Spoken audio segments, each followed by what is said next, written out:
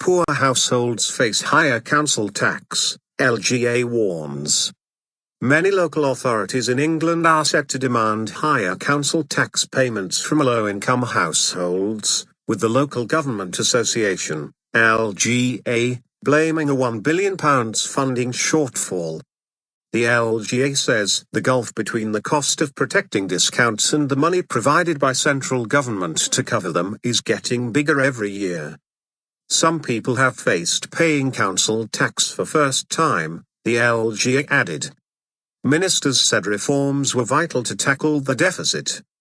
But the LGA said a squeeze on budgets had left local authorities with an unpalatable choice of ending discounts for the poorest or making further cuts. It said councils had already been asked to find £2.6 billion in savings in 2015-16 due to a cut of 8.8% in overall government funding.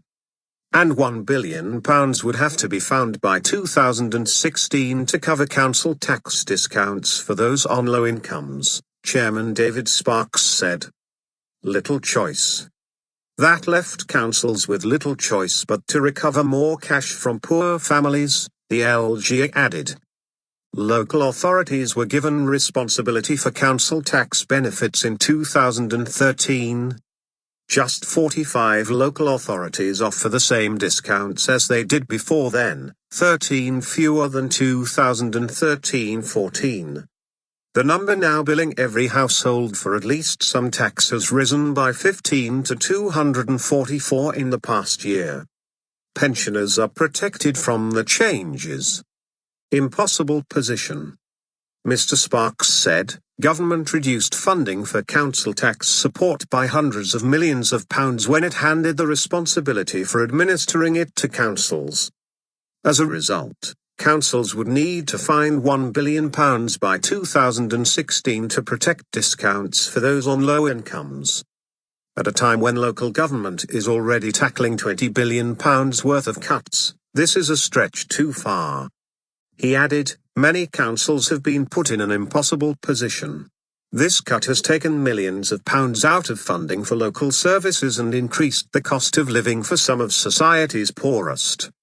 But Chris Hopkins, the local government minister, said the coalition was returning fairness to the system and making work pay.